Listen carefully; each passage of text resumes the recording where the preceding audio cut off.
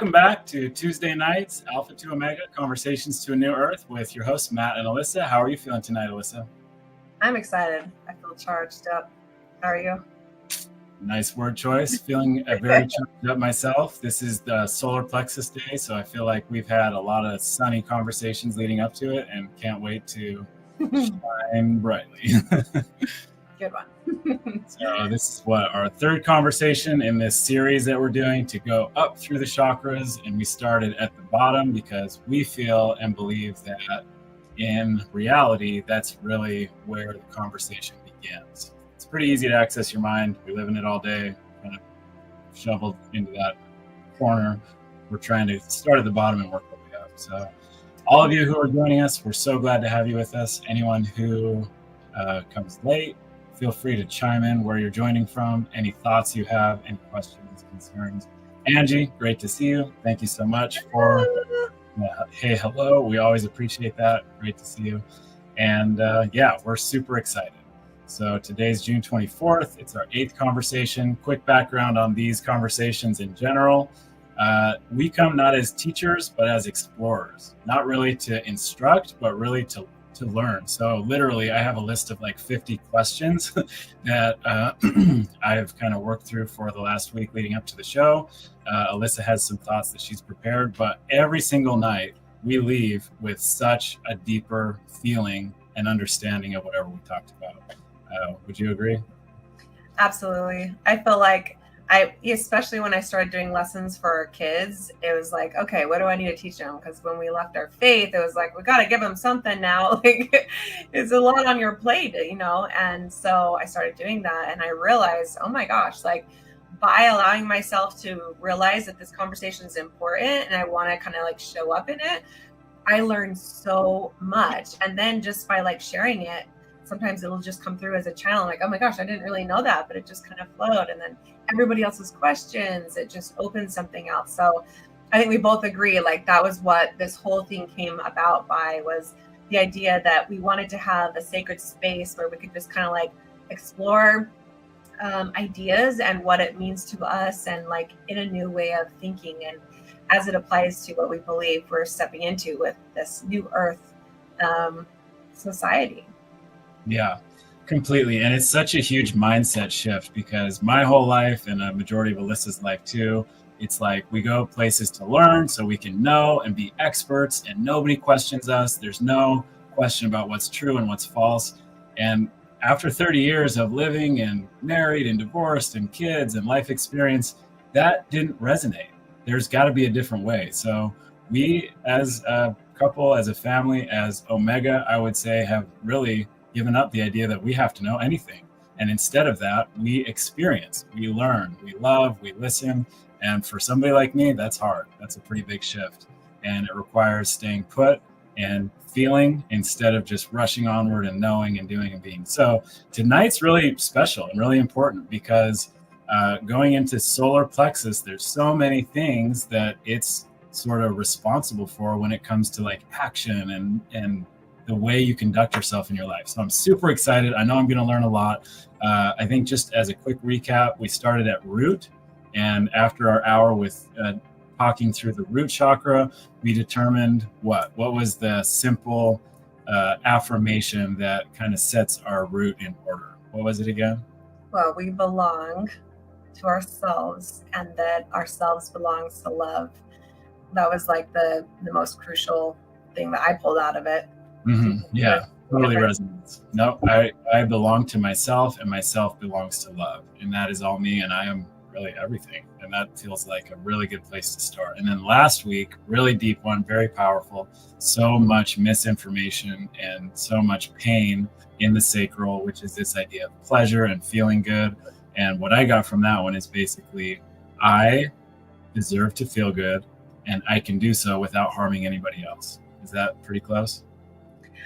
Yes, that you likely will, but that's like the balance. You got to learn how does my pleasure and my joy blend with all those others that are just as important, but that you are just as important as well. And then nobody is better than, less than, or deserves it. And like whether it's self-sacrifice or selfishness, like neither of those two things serves the whole. And so Right. it's going back to balance and wholeness. We're like, I deserve anything and everything that everybody else deserves, and so do they. So how do we figure that out? Right. Yep. And that is a huge one for me, because the life that I grew up in, it's like a lot of have to and then resentment. And that throws your sacral in this total vortex that it's really going to have a hard time getting out of. So that is a huge lesson to continually learn, that feeling, especially in a relationship, feeling good together is really like the purpose and the epitome of connection. And that's so powerful. So tonight, by the end, hopefully we'll have like a quick little 2-liner about what the solar plexus is all about. And I think that is our goal, and we need your help to get there. So questions, comments, vibes from wherever you are, whatever you're up to, whatever you're going through, thinking about, struggling with, learning from, we welcome all of it. So please post the comments. If we can, we'll definitely throw it up on the screen and see what we can do to learn together. Yeah, So, let us know who's here tonight, what your name is, where you're from. And I'm super excited. I got my yellow on. I've been trying really hard to like actually find something that goes with each sacral. I got my lemonade. I was going with the same vibe as you. You got your the solar cup. You love me. the Omega Sun is joining us as the container for the water. So yes, very solar activated tonight. So solar plexus, I'll just give like a quick definition, and then we'll jump to the spiritual side with Alyssa. So I learned so much about solar plexus. It turns out, so definition wise, solar, pretty easy. We use solar all day, solar panels, solar energy. Solar means sun. Plexus, not so much, but it basically means network. So think about complex, like apartment complex, network of apartments. Solar plexus, solar network. What is this solar network in us? It turns out there's a bundle of nerves between your stomach and your heart that literally looks like a sun and radiates instructions, hormones, chemical reactions, all sorts of things to all the internal organs in your body. Literally, that looks like a sun. I had no idea. I've heard the word solar plexus probably 1,000 times. I thought it was just like the general area of your stomach.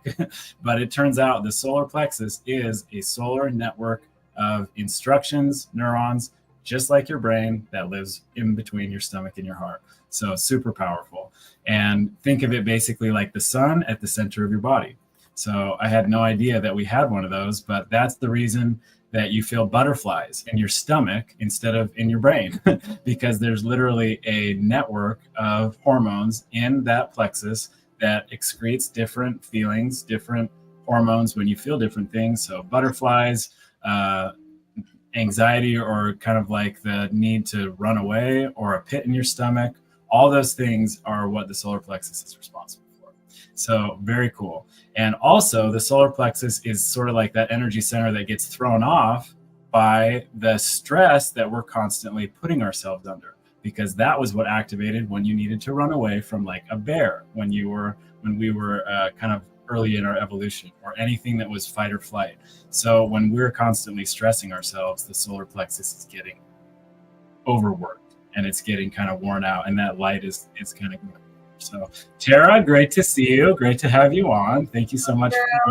Yeah, great to see you. And I didn't know much of this about the solar either. So that's sort of what it is physically, but spiritually, when we talk about the solar plexus as a chakra, and again, spiritually, physically, it really is all the same. But spiritually, Alyssa, in your experience, what is the purpose of that chakra, solar plexus energy center? Yeah, it brings me to, and this is kind of how I explain it to our boys, that they love games. So this like made perfect sense to them. So let's say that you are capable, you are somebody that can create like a video game, right? You design the entire thing, right? And then there's the actual platform that is let's say the mother, like this motherboard of the capacity for this to hold your space and to allow it to come into creation. You then have the capacity to kind of go into the game and delete all the memory you had of what you're creating. And that's the player. So the solar plexus is the player. It's the person on here that doesn't know what's happening, but is inside of a game. And that is the aspect of our solar that is here for the adventure. It doesn't understand, but it's here to make the choices to uncover the adventure of that lifetime, right?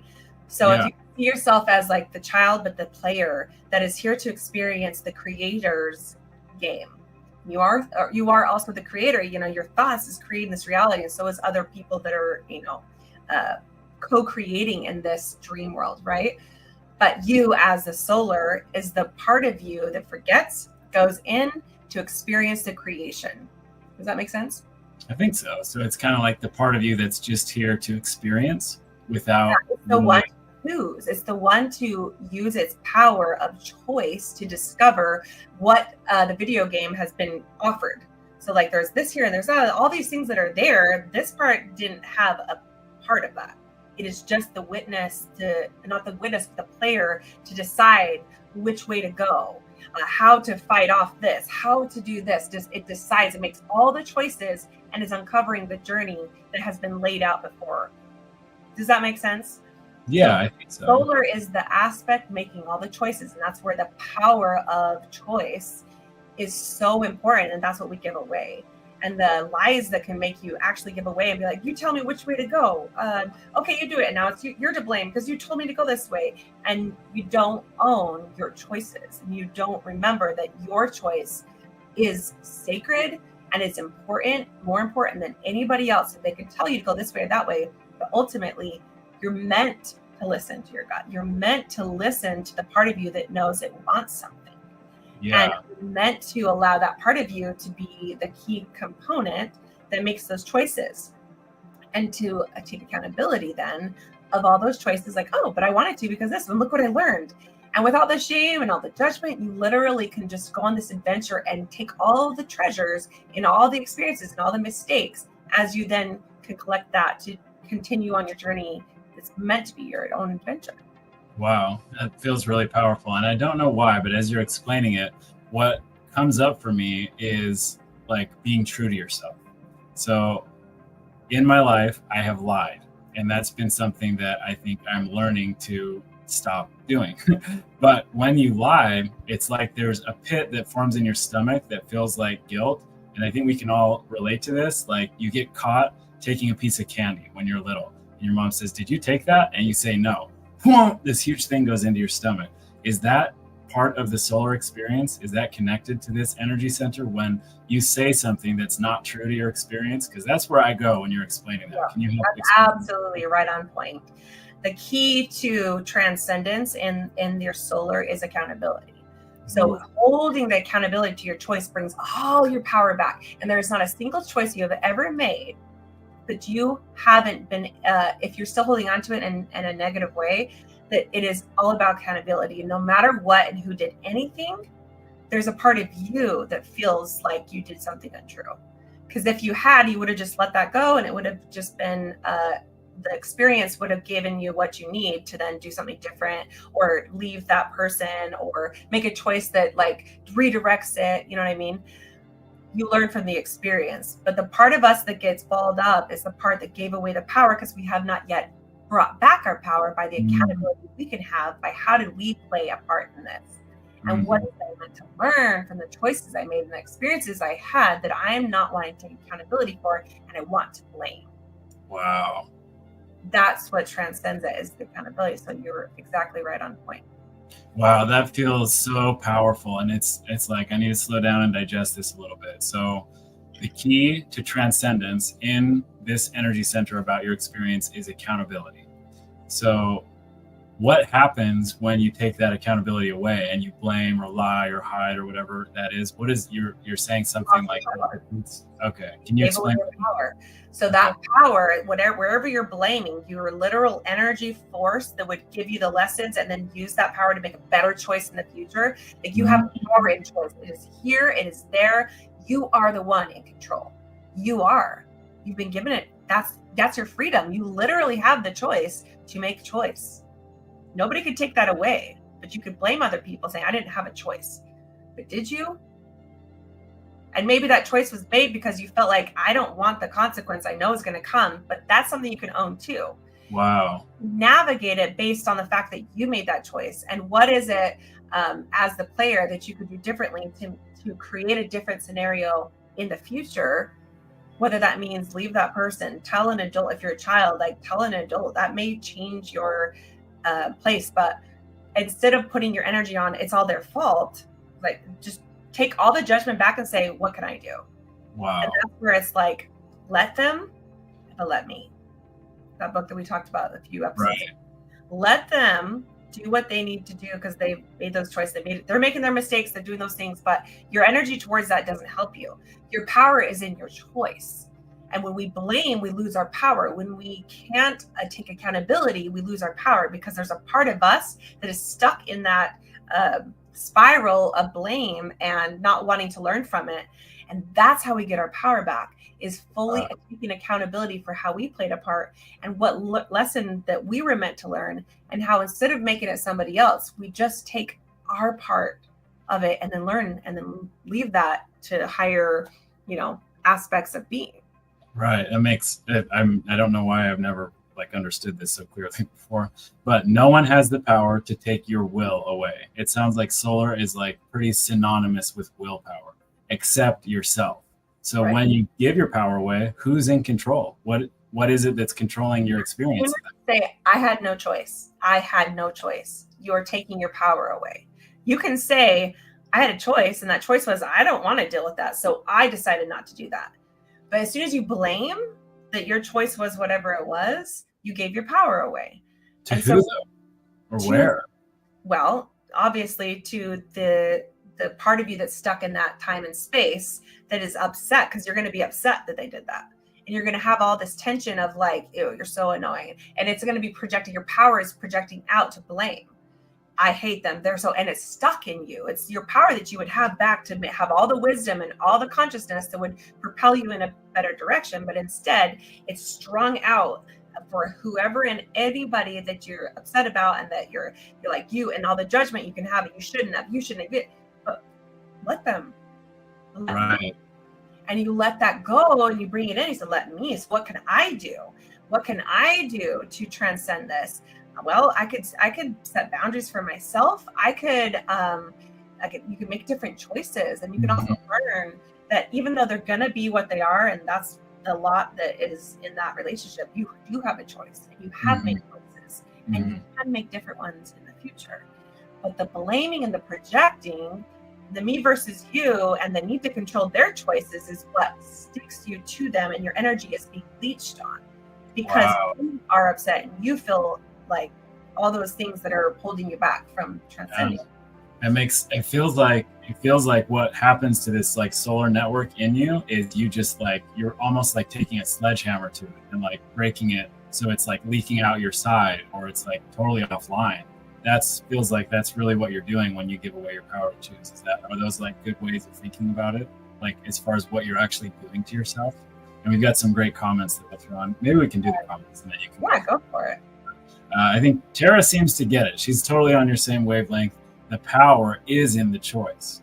So this whole idea is so new to me, that this energy center of your entire being comes from you keeping your power to choose and never giving that away. Is that kind of what you're hearing from this? And the lie that we didn't have a choice, and the lie that you had to, I don't have a choice, literally locks you into this negative energy leaching force that then ties you to whatever the consciousness that says that would hold you down. And by freeing that up, it brings you up, because you're not tying yourself down to a lower consciousness of belief. It's, I didn't have a choice. That literally drags your energy down, and it's almost like you're putting a chain down to the ground so that you can't move as easily. It's a heaviness, it's a weight that is your power, but it's been like, imagine like you have a power to move things, and you put that power and you turn it into a stone that's chained you, and you're dragging all this energy. It's everybody else's fault around with you. Right. Take your power back. You got to say, okay, what did I do, and how do I bring that back online? Is by forgiveness, but also saying, I forgive. The most thing is, I forgive myself for telling myself I didn't have a choice. I forgive myself for making a choice that I didn't really like. I shouldn't have done that. I should have just spoke up. I should have But all that is still judgment. It's just like, I learned that I want to speak up next time, and I forgive myself for not, because the blaming actually takes your power away, and it waits for them to show up, waits for them to change. That's not power, that's control. Right. And the control is what we're trying to transcend. We don't need to control when we remember our power, when we hold our power, and we use our power to propel our lives. We can fly because we're powerful. We become less and less powerful because we don't allow ourselves to decide, and we blame it on everybody else. And that's the prison. Wow. It's so funny because in the name of not having a choice, we were told we'd go to hell. Like that was kind of the big lesson, but not having a choice is the hell.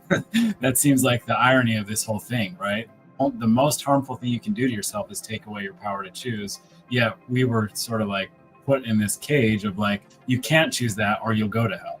It's right. such a like dichotomy. Yeah. It's like you get the exact worst consequence you possibly could by doing the thing that was going to give you that anyway. This is like, yeah.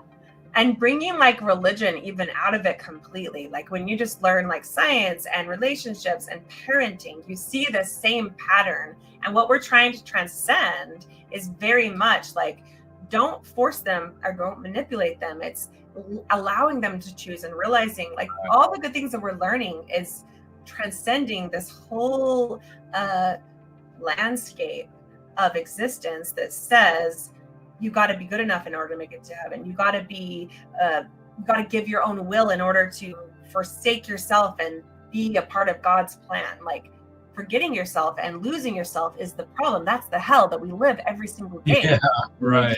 You allow yourself to have the freedom back and your power to choose, and you realize, wow, I can have a beautiful life. And then you also hold that with, oh, everybody else deserves that too. And I'm not going to just take from you and need to control, which is interesting because that need is actually more about believing you don't have this worth, and then you feel lack, and then you need to be something for someone else. And then it leaks out and you feel like, I got to find some control somewhere. And you become the very force that feels like you're trying to escape in order to make it to heaven by then matching and taking and being the negative force and control other people because you feel so much negativity and a lack of power because you lost your will because you thought you had to and you were told that. Yeah. Makes so much sense. And it feels like everything's kind of coming full circle. It's such a simple set of truths that govern this solar plexus identity. It's just this little gamer that wants to choose which it's like the Goosebumps books or whatever we used to do when, 10 years ago. It's like, make your choice and you decide which chapter comes next. Right. They don't make those books anymore. I guess this is why they don't really want to give us the choice. I don't know, but that's really, really a powerful lesson. And Angie has some great, very vulnerable feedback that I love to add to the mix and make sure we bring this up in her consciousness. She says, and thank you so much for sharing. And I can relate to this. See, people pleaser jumps right out of the paragraph. Yep, that's me. I've always been a people pleaser and always was chastised for my choices that felt right, and always allowed that fear to override my better judgment for what was right for my highest timeline. So that feels like a solar cocktail of pain for like a very long time. And that's so familiar. I think we've all in some level have experienced that deep pain of feeling like we, especially the younger we were, even though we had less knowledge, we had a stronger force. Like you see it in the younger kids. It's like, no, like that's not what I want. I want this. This isn't. They hold their power. They're so powerful. They're so small, but they're so powerful because they haven't given up their will. And we think of it as like, oh, good parenting to break them down and make them good little students and make them good little people. But ultimately, that is the programming. That is what we need to let go of. We need to see ourselves finally as the ones who are there to hold space to protect them, to let them know their choices, like anything that we've learned from it. Hey, when I did that, when that happens, here's information, but allow the choice and the power to still be within them. That's our job. Protect them, let them know, but still allow, obviously there's like, oh, grab them before they run out into the street. But then there's like the actual choices. And that's the way we were meant to be raised, but that's not how anybody I know was actually raised, right? Or protected. 21? Right. Yeah. We were protected from hell. We were supposed to be protected from shame. We were supposed to be protected from losing our power, our will, our divine light. But that's not what happened because we were believed we were not good enough. From the moment we were born, we were, fallen. We were the natural man's an enemy to God, and has been for, this whole idea that we were born broken and we're meant to prove ourselves worthy to make it into heaven to a God that supposedly is unconditional love, but yet he doesn't. It's all conditional. Right. The whole thing is so conditional, and it's all about losing who you are in order to be a part of this other person's plan. Right. Like, lose all our power, all our will, all those things that are the most divine thing that's given to us to experience this entire beautiful world. But our own idea that we then project onto our children, our children's children, that was projected onto us, is that we don't deserve it because we're going to go to hell. And this whole religious dogma that actually enslaves us to hell on this planet. We are living in hell by living those principles. We give up our will and our freedom and our joy in order to serve something that was supposed to have the real goodness is later on, but sacrifice yourself now. Mm-hmm. But yet nobody's been there. Nobody realized they went into heaven because they made all those sacrifices. No one's come back to say that. Like, who's really getting the power? And then you see this hierarchy that's like, oh, well, this doesn't seem right. There's an imbalance that's being kind of shown. Finally the veil is lifting, and we're like this, trying to make sense of it, because it's so right. Yeah, it makes so much sense, and it brings up so many important discussion topics that we'll explore. I think just a quick reset. Welcome everyone who's joined us for our 8th conversation of Alpha to Omega, where we learn to embrace and explore the new earth within us, individually, collectively, and one day as an entire species. So Alyssa has brought some very powerful insight into the ideas of who we really are. And what we've said tonight is this idea of a sun is actually here, right here inside you. It never was without you. It's out there so you can learn it's in here. The stars are here, right inside your eye, inside your mind. They always have been. They never were anything else. So all these ideas that push you out, we're inviting you to bring back in. So we'd love to hear where you're from, anything that's going on in your life that may be relevant to the solar plexus energy of will and deciding and maintaining your freedom. Tonight, we'd love to hear any thoughts. What? And accountability. And accountability, the key to transcending this energy center. I love that. But I did see that you had written one of your beautiful poems relating to this subject tonight. And if you feel like it would be okay to move on without it, that's completely fine. But it was very beautiful. And if you'd like to share it, that would also be fine. Which one are you leaning toward tonight? I mean, it's up to you. I'm okay. Do you have a question? And we can see, you can ask me again later. Yeah, I think we're okay. It feels like the conversation's really moving along really well, but maybe we could post it like as a long comment after the session tonight for anybody. So that feels good. It definitely geared me up for the conversation. I love it. Yeah, it helps me get in tune. So sometimes I like to share it, and I would be okay to share it, but I still think there's so many things we can cover that might be more fun. Yeah, that sounds good. And there's I have so many questions. We're not going to get to all of them tonight, but I really appreciate the learning that's already happened. I'm so excited. So very important question from Tara. Let's go ahead and use this as transition to the next part. So question, what advice do you have for people that are trying to break out of those religious confines, which are generational, going back so deep for half the world population, maybe more? So what would you, going into that a little bit further, how can we start to break down those walls? Oh man, that brings up so much for me. It's just such a sensitive topic. The best advice I have is love yourself so much and don't feel like you have to jump ship. It's so ingrained. It's and that's the same thing I give to any of my clients going through divorce. One of the worst things I ever in my life experience was feeling like it had to be either or. I think there's something so transcendent, even whether it means you're going to grow together and figure it out together, or it means ultimately you will go different ways. The best thing you could possibly do is take the time to listen, to weave, to understand, and not jump ship. That for me was the most important thing, because had I just when I was I lost my testimony, if I just jumped ship, I would not have gained the love and acceptance of myself and my religion and all my family and all the parts of me that were so important that deserved the time to be quietly and softly and importantly rewoven until that part felt strong. Grow into something different and outgrow what it was. I didn't just chop it at the roots and try to plant it somewhere else. I allowed it the time and space to grow. So it is important, and everybody has their own path there, but there is no wrong answer. It's all about tuning in and allowing yourself in those small moments to say, what does my heart say? What does my spirit say?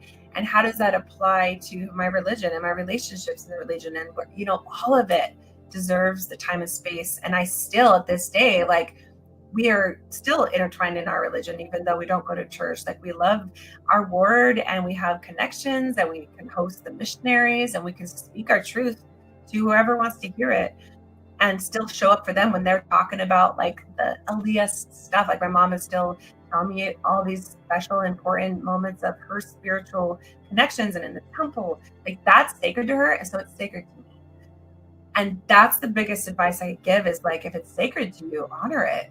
But also don't limit yourself from seeing that there's more. And someday, if you do and you allow that, it may feel like it's so big that it can't contain anymore.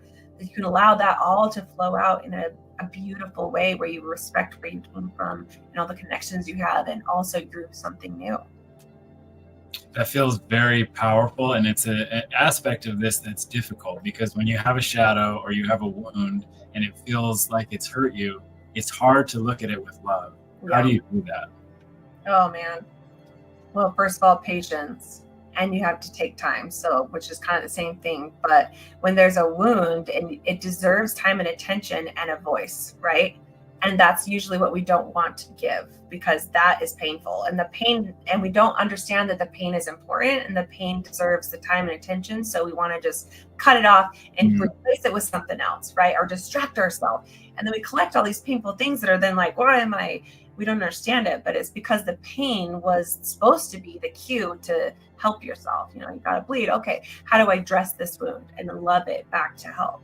But instead we think, oh, that was painful, so let me just detach and let me replace it really quickly with a new person, a new this, or let me pretend it wasn't real and disassociate from that altogether. But all those things cause you more harm. So if there's a wound, like if there's like a point of break or betrayal, like of religion or people that are in a religious place, like, instead of seeing them as the protagonist, see them as an aspect that is trying to teach you a lesson. But that lesson is a form of love. And if you tie it back to love, you'll see through loving eyes, like, okay, that didn't feel right, so maybe it wasn't. And if it wasn't, what is true? And then you could tie it back, to love, and bring it back inside you and bring back your power. It's all about addressing the pain and finding a voice and explaining it to yourself, and then allowing it space to transform back to love. Because if it's painful, it's because you don't understand why it happened and how you're meant to learn from it to then bring you into a higher state of awareness and love itself. That's so powerful. And it feels like pain is an important aspect of this. When you think of pain, like the two things that would come up quickly for me would be like back pain or stomach pain. I feel like those are two of the big ones that are out there. And it feels like this idea of pain in the solar is like a really important thing to understand. So you're saying that pain needs a voice and needs to be heard or seen. Is that right? Is there anything else that pain really needs to process itself? Love. So like you could sit in like the woolly, you could just feel like, oh, poor me, and then blame everybody else and kind of like circle the drain for as long as you need. But truly what pain needs is a tether to love. So a compassionate voice, whether that be tuning into your higher self or to somebody that holds the space to see and love you without judgment. That's what we need. And that's what pain needs. And we do have that capacity to do that, but sometimes it's hard to juggle both. And that's why I love QHHT. That's my job.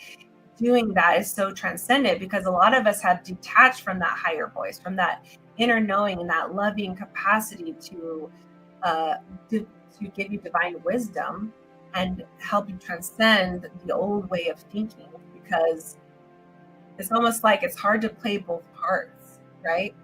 I've learned how to do it, but it's hard to hold space long enough to listen to the answer after you've said all the and up wound, you like taken up all the things, you got back to the wound. Then it's so painful you usually leave versus sit there and cry and express a little more until it's kind of settled, and then the voices come through and you're better. Like it's not you, like whatever the truth is. Mm-hmm. But you can also access that in states of meditation or QHHT. Like these things are here for you to reconnect to this loving aspect that has the answers, that is waiting for you to connect to it. Yeah. So time and space and then expression. Like so many of us also are just like, oh, I'm just like, you just feel the pain, but you haven't given it a voice. Mm-hmm. Pain wants a voice. That's what we're missing. In your pain, find your voice. And sometimes it just comes out as a shriek or a scream and just, oh, it hurt. And then there's sometimes words come, it's like, it hurts. I'm so mad. And it comes out. But that like vulnerable expression of pain is the key to then unlocking the other side that will answer. Mm-hmm. It's not just pain.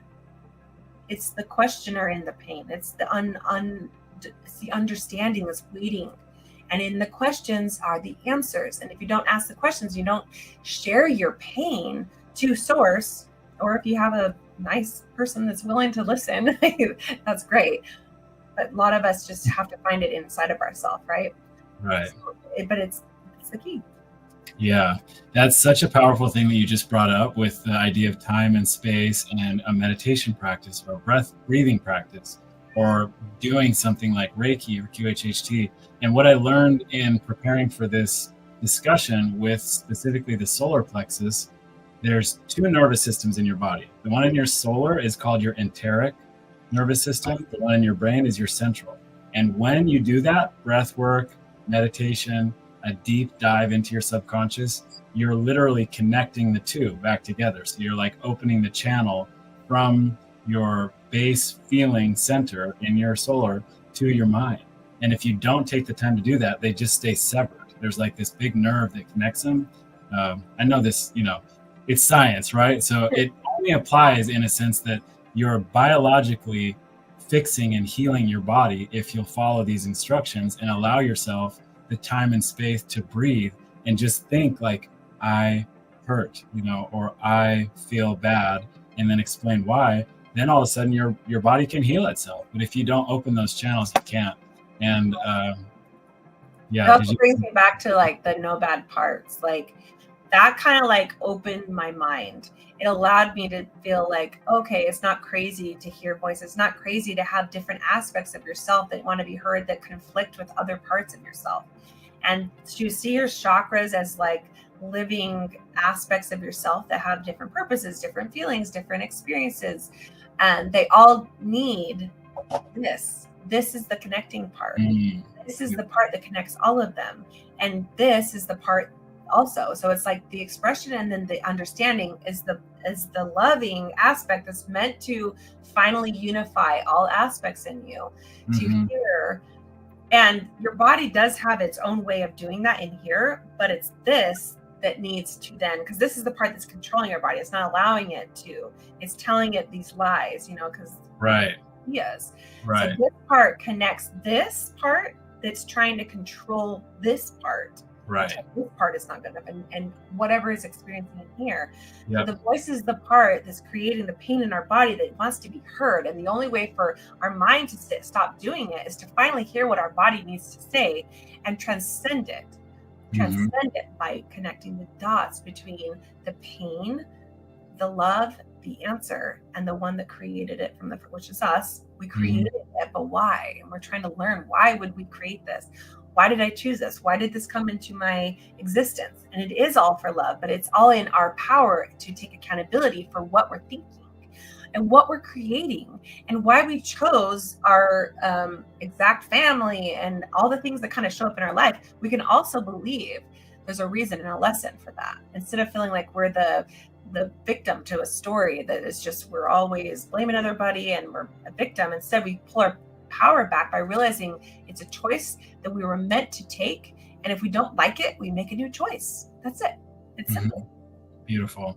Yeah. And what you're describing is like taking this fight or flight, like, oh, I'm hurting. Oh, I don't have a choice. Oh, I have to do this. Oh, and just forever, which I feel like was my life for a good 20 years. It's taking the other direction, which is I chose that and that felt painful, but I choose something else this time, or whatever direction it goes. Now, from the top down, you're rewiring those neural connections and you're creating a new experience. And that seems like the solar has like an infinite capacity to rework itself. And you hear these stories all the time of people that like literally changed their entire life, and this is how they did it. So Tara's got some really great feedback on this. And I think her first comment really triggers a question in me, which is I definitely feel the truth of this too.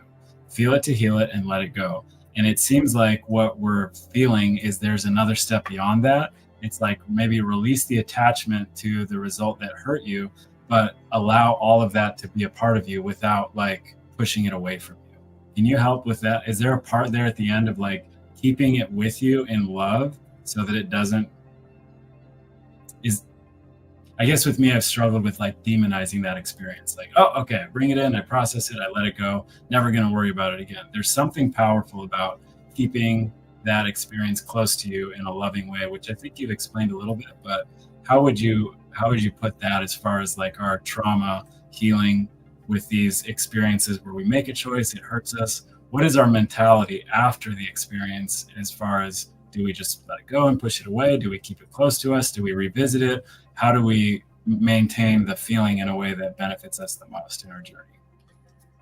Well, if it's coming back to you, it's because you didn't take everything that you could take, So sometimes we haven't quite gotten everything we could have out of that experience. So it shows back up again, or you are still there and it comes back into your psyche. It's because there's something that's saying, hey, you forgot about me. So it's because you haven't sat with it long enough. So if you are still feeling the call, it's because you haven't quite gotten there. So it's about more time. It's about more understanding. It's about expressing it till you uncover multiple layers, especially if you've avoided all your life. Yeah, there's going to be layer on layer on layer. So do you just, the let it go is the moment you say, I accept, I love, and I bring back all of my accountability. And that is the letting it go, right? And if you do that and it comes back, it's because there's a little bit more that you can do the same thing. You can understand it, and then you can bring back your power. So let it go is important, but it's not in a detaching way. It's not in a, like, I'm not supposed to think of it again. It's in a, I pull back everything I possibly can from this and bring it back in. I bring back the accountability, the love, and I learn from it. I'm so excited to project it forward. If it's still itching at you, it's because there's something more that you're meant to pull from it. So it's not about the judgment of, I was supposed to let that go. Why is that coming up again? Because that's what we all experience. And we judge ourselves. I already worked past that. Why is it coming up again? It's because there's more that you're able to bring power back from. So don't judge yourself for having it show up. Say, oh, good, you again? Okay, what else do you have to give me? And then bring it in and let it go. Thank you so much. You taught me so much. And then move on. But if it's coming up, it's because there's more. It's not something that you need to judge. It's because there's many layers to every trauma and every experience and whatever, psychic entanglements you have associated with whatever you've been through. Right. That makes so much sense. And it's like how you hold that energy with you moving forward and how you honor it with no fear, with no attachment, simply with openness and love for whatever to show up. And I appreciate that. That feels so true and real in a way to let it go without hurting you, either now or later. In true. So that's beautiful. And big shout out to Cassandra. Thank you for joining the solar plexus conversation with some great questions that we'll add to the mix. So, and thank you so much for these, by the way. Starting with loving the energy of the solar plexus. And I really appreciate that word for description, comfortable. That feels very fitting for like this. It's kind of like almost like your stomach when you eat like a really good meal. It's like cool to feel comfortable in that area. I really like that. And then so much so that she's spending a lot of time lately working on better helping myself move past the discomfort of overly doing the power of the solar while parenting That's like my next question was going to be about parenting. Go figure. This happens a lot. Yeah, that feels like such an important aspect of this, like that connection of a child to his mother and his parents, if applicable, and how a child sees his parents, his or her, and how that shapes who they are. So I would love for us to talk about that because this feels like a really misunderstood balance between like parent and child and this idea of choosing. So let's see. I think we'll put her last part of the question up, and then let's go into this a little bit more. Hi, Arrow. Oh, Arrow, great to see you too. Thank you so much for being here for this. These conversations are so special. We feel like it takes us to a place that we really enjoy going. Pulls out all the vulnerability that we can muster. My knee-jerk instinct is always to move toward a solution and watch herself become ungrateful in that process. So that's a lot of space. That's a lot of perspective. That's so powerful. But let's talk about that, Alyssa. So what is the nature of like the parent-to-child relationship, and what has been misunderstood about like the purpose of parenting, and how can we like hold that thought, go back to the comment because there's something I wanted to say real quick. This one or the previous one? Yeah, this one. Okay. So just what's coming through is like it's our masculine aspect of us. We all have both, right? And it's the masculine part of us, especially happens so much in boys. They experience it in the society a lot more than girls. But it's that you're supposed to know the answer before you do, or else you're stupid, or else you're dumb, or it's like you don't know. And in that you don't know, in this judgment on that little boy and on us as little girls, creates this idea that you're supposed to know before you do. So there is no more stillness. There is no more safety in the not knowing and in the waiting for the answer and exploring different options, because you got to know. And if you got to know, then you better get to it. And that sets the tone. So like we see our parents doing it, especially our dads. They know even if they don't know. And then they don't want to admit that they were wrong. And there's this whole game of I know, right? And that sets the tone for us as to then when we become parents to feel like, first I got to know what to do and then I got to do it, right? So our knee jerk is I got to know what to do and I got to do it before we even set ourselves up for success, because we had to know the answer before we're ready to complete it, right? Right. Which we never did, and then we have to pretend, and then it's just pretend like we were right, and then it's hard to be wrong because we were supposed to know. And oh, now we're even more stupid because we thought we knew, and we made our relationship about 4 years ago. We made a fool of ourselves for trying, and now it's even more embarrassing. Oh my gosh, I've dug myself deeper. So it's that initial wound that you got to. No, you don't. It's in the not knowing that the answer arises. Right. And that's a sacred space that has been like taken because we've been told we got to know. So in pulling back, no, I don't need to know. I just need to be, and that's good enough. And I don't have to do, because that's the solar. I got to do. It's that moving in a direction before you know what the F you're doing. It's just making a choice. But there's a sacredness in the choosing that we forget, because everybody's been telling us you got to do it quick, you got to know, and you got to do it. Just do it. And if you don't do enough, then, this or that. So then it's all about the rush to do and to accomplish, to make ourselves good enough, because we're not good enough to begin with. And we got to earn this status. So we don't sit in the stillness of our choices because we've been told it's wrong to. And I think that's where that knee jerk, I got to keep doing, is because we believe we're not good enough as parents, as humans, as a species, and we got to earn this kingdom, this goodness, this glory that comes after this life. And in the chase for that, we lose the beauty of now and of choice and of our power to say what feels right for me. Because we get lost in the needing to do because we don't think we're good enough. And that's the spiral that we're meant to step out of to empower ourselves back to wholeness. 100%. But now I love your question, and ask the inner to do with it. Yeah, let's just sit with that. It feels like a really powerful thing that we're in. So just stay here for just a moment. So it feels like by needing to know, by doing only the things we're good at, we all know it's not good for us. It literally is like a dam in the river of your soul. You just stop learning and growing. You're stuck in a dead-end job, whatever it is, dead-end this or that. That's adulthood for a lot of us. We get stuck in these ruts. So it feels like you're solar rather than this bright, shining source of willpower for who you are and what feels good and what you want to do. You just suck it dry. And then now all of a sudden it's basically just sitting there kind of like a pit in your stomach. Is that what that feels like over time? Absolutely. We lose our power to choose, and in the choice that we would have chosen that would have led us to all the good feelings we would have experienced, and then are like sacrificing all the good things for us, for everyone else, and waiting for those people to finally say we're good enough so we can finally feel good about ourselves. But yeah, it's a spiral that never ends. And we're in fight or flight the whole time. Death, right? Yeah. After death, we finally feel good, but we've lost our power to feel good because our choice doesn't matter. It's about earning it for everybody else. But when we pull back our power and our accountability to choose and say, we don't have to, we do not have to, I get to. And no matter what you do, let me. Pull all that back, and you take accountability for all the choices you made in the past that led you down that path, pull it back up. And that's how you restore your own power source to then make all the choices that will feel good for you.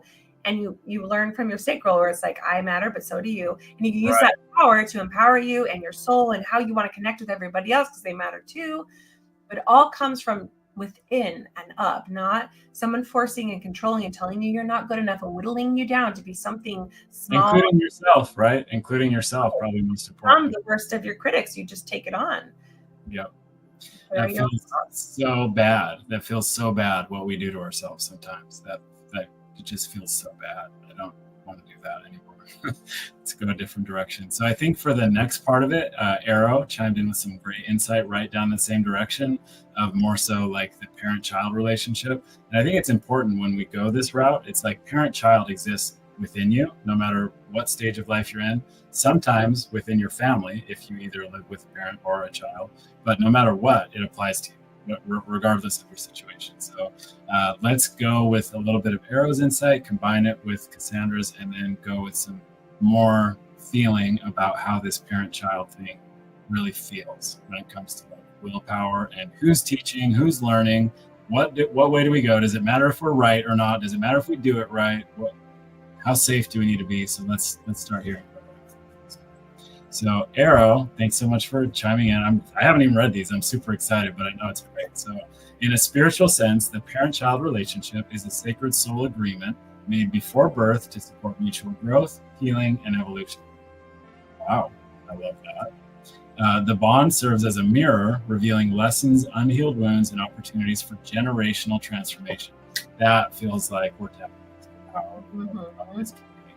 While parents offer guidance and protection, children often arrive as catalysts for awakening, healing, or breaking cycles. Beautiful. And at its highest frequency, this relationship reflects unconditional love and divine connection, reminding both souls of their shared purpose and sacred bond. Right. Boom. Drop the mic. Yes, please. Yeah, that feels like a great starting point. So this parent-child connection, whether within us or within our family unit outside of us or around us, what is that connection between like teacher and student? Is it reciprocal? And what are the other things we need to keep in mind as we embark on that journey? Yes. Well, the first and most important thing is that when you understand it for what it is, like she's saying, it is always reciprocal, right? Through a new view, you are experiencing yourself and learning something too. So if we are all things, and whether it's mother to child, that like no matter the relationship, because that individual expression has never existed before you are bringing something to the whole that never existed without you. So there is this divine, by the one that's experiencing the newness of the creation, that's giving feedback to the one that created the whole thing in the first place, that is so important. So no matter child to parent, parent to child, no matter the relationship, you in all your parts and everybody else is bringing something unique, special, and important, no matter what role you're playing. And the truest, most wisest teacher knows that. The student is meant to teach them too. And that you're going to offer your wisdom, but if you tune out and think, oh, I'm just the teacher and I can't listen, you're going to be limiting yourself, and you're also not going to be a very good teacher. It's all in the reciprocation. And that's what one of my favorite things, again, about QHHT is that I always say is that I trust the people that are brought to me, and I learn so much through hearing them, supporting them. And there's things in my psyche that shift by allowing myself to hold space, just see what flows through me when it comes out, because it's also a message for me. There's a part of me that knows the answer and I can always channel it, but it's different when you hear it, so there is no place or time or person that is not meant to be reciprocal. I love that. And I love how you're employing the idea of holding space. That feels like what a mother's purpose begins as, literally holding this sacred space for this child. And then that's before birth. But after, it feels like the true relationship is just the willingness to hold space for each other. It's like in this love, we have this 3-year-old, some of you have met him. He is an amazing little shamanic space holder. If you're struggling, he'll come, he'll squeeze your cheeks on your face, look you in the eye and say, I see you. It's me. It's And okay. he said, breathe. Since he could barely talk, breathe. Right. I'm like, taught you that. It feels like it's more about that than really that needs to be our focus, is just holding space for whatever each other's going through. Is that more the direction? Absolutely, because we all are God. We are all experiencing different things. And through our individual experiences and through our perception that's individual and separate, we all gain so much goodness and love when we allow ourselves to see without judgment what that aspect is here to offer us. It's all meant to give us something unique and special, but it's our own clouded vision and judgment that makes us not be able to see the world around us through the eyes of love, where it's all for us. Every single bit, everything that feels bad or good is to allow us to transform and to understand ourselves. And when we also see ourselves and other people, whatever they're doing that may feel harmful for you, you learn something from that. That's what it feels like. Have I ever done that? I see. And I've experienced that in all my relationships. I've had so many relationships. I jumped from man to man because I was always looking to be enough. And of course, go figure, I always found someone that would say, you're not enough, you're not enough. I'd keep trying to give all that I could in order to be good enough for a man to accept and love me. And I didn't know who I was. I just was everything that I thought they wanted, And in that process, I lost myself. But it's interesting because every single one of the people I'm with was meant to give me something unique and special in my journey just because they were there. Even if it was bad, it reflected something back to me that I could learn from. And if we see it through the eyes of love, to be like, okay, why did I have that experience and what do I learn from that? What am I meant to overcome or transcend or just love? Because I do also believe in past lives. And sometimes it's like we needed to see the other side. And that was the other thing I was going to say. I realized most of my relationship, it was almost like this. I would find the opposite effect in the next person that I was like, oh, well, then I'm going to find this instead because they didn't love me. And then I become the other person. I'm like, what is this? Whoa, I've never seen that before. Nice work, Luke Skywalker. Yeah. Woo. It would do that. It would be the opposite effect. And we learn through example. I could how could you possibly ever treat me like that? How could you feel that way? Then all of a sudden I'd feel that in my next relationship. Like, oh shit. I am that too. But it was through the space of holding both sides that it finally allowed me to transcend it. And that's so important. So even if they're an example of someone that's very abusive, they're teaching you something that you're meant to transform. Because why are you attracted to that? Why did you bring that into your life? There's something that you need to learn and transcend in love in order to show up differently and vibrate differently and to connect with different kinds of expressions or frequencies that you weren't ready yet because you saw yourself here and you're waiting for them to accept you. And does that make sense? Oh, it's so powerful. And the thing that's coming through most between the words you're saying is parent-child relationship is like the greatest reminder that you chose this. And it's one of the biggest lies we tell ourselves is like, what is going on? I didn't do that. I didn't teach you that. Your dad must have taught you that. Your mom, your brother's been teaching you again. There's all these ways we give away our power in parenting. And that feels like the biggest schism, really. It's just that within us, reminding ourselves, I chose this, whether it's a partner, whether it's a child, whether it's yourself. These are all things I chose. And by choosing, I now have the power to reflect myself back to that person, myself, whatever it may be, in a vibration of love and honesty and choice. It's not really so much about all the things, all the do's, right? All the to-dos. Is that more what is it about this element of choice and keeping it alive? Is that one of the most important parts? I love what you're saying. What comes through for me is it's the most vulnerable relationships that you're going to have is going to be mother to child, father to child, and then child to parent, because it's the most dual and it's the most love. So if there's any kind of transformation that could ever happen, it's going to be between those things. So that's why as soul in here in order to teach, and as a parent we're like, oh wow, I feel so much love, there's so much innocence there that we forgot, and there's so much desire to do something different than what we experienced with our parents. But that's why over time we've slowly churned the butter or the milk to like get to a point where we can get something so beautiful. So instead of judging our parents and being like, they're supposed to, we're not supposed to, and why did we, it's just like they held space. No matter how bad they did it, they held space. And especially the longer that they stayed, even if it was abusive, it definitely taught us something. Whether it taught us it's not what we want to do, or it taught us to allow ourselves to find something better, we came with the information because of the experience that we would have never had if they had left and never showed up in the first place. Mm-hmm. They're there and you're experiencing it, no matter how bad, it's giving you information that could be valuable for you, an experience that could have been valuable for you, that could teach you a lesson that you wanted to come here to learn. That's why you chose them. And then you bring all the power back as soon as you say, I chose this. Why? You ask yourself, you ask your God, you ask inner, why did I choose this? And those are some of the questions with QHHT that I'm like, these are so important, because it finally transcends, finally transcends the lack and the feeling of being prisoner to your experiences. And instead it frees you to see, oh, I was meant to gain this, I was meant to gain that. And then you can, and then you allow yourself to, because you're no longer the prisoner. You're shaking the earth over here. There was like an earthquake. My computer screen is going in and out. Everything's like highlighting different colors. Whatever you just said is really, really important.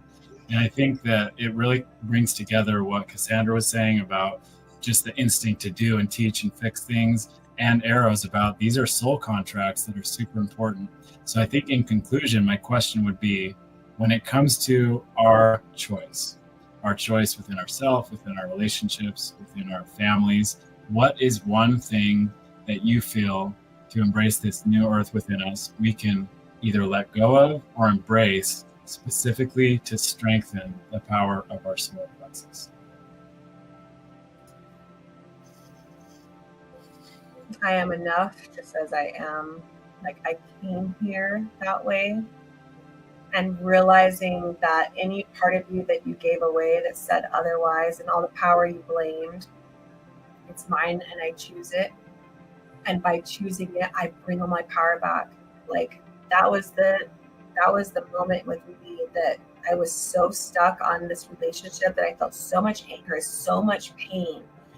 And suddenly I realized that the pain and the anger was holding me back. And when I took accountability for what led me to it and what part I played, it all came back, and that was my power. And we give it away because we want to blame and we want to judge, but there's no judgment. And in that perception of judgment and blame, you lose your power. But in the accountability that I chose it, and it's just what it is, but what do I learn? You bring all of it back so that you can project yourself to a higher timeline, a greater experience, all because you chose to pull it back. That's you choosing. Finally, again, it's me. I did it. And what did I learn? And what could I do different next time? Boom. It's just there again. And then you make a new way, chart a new path. I love it. That feels so healing and so powerful. And to sum up, I chose this. This is enough. This is me. And I am enough. And I am enough. I've always been, but I forgive myself for believing otherwise. And I forgive those who have told me otherwise. Beautiful. Bringing the power back online. I love it. That feels so healing, and we appreciate the conversation. We're so grateful for all of you who joined. The vulnerable and healing comments that you added to the conversation are such an important aspect. Without it, it really wouldn't be anything that it is. So we really appreciate it. And we're excited for continued conversations as we continue to go up the energy center that is us, which we're like these cosmic beings that just feel. All these different things are really designed to help with that. So I'm learning that more and more every week. So we can't wait for next week as we go into. I'm so excited. Oh, yay! And all the photos came in. So it'll be a busy week for a lot of us, getting ready for the 4th of July. What a great week to be going through the heart of this country, the heart of this freedom that we experience and enjoy. What a powerful conversation that will be. I can't wait. So thanks again for joining.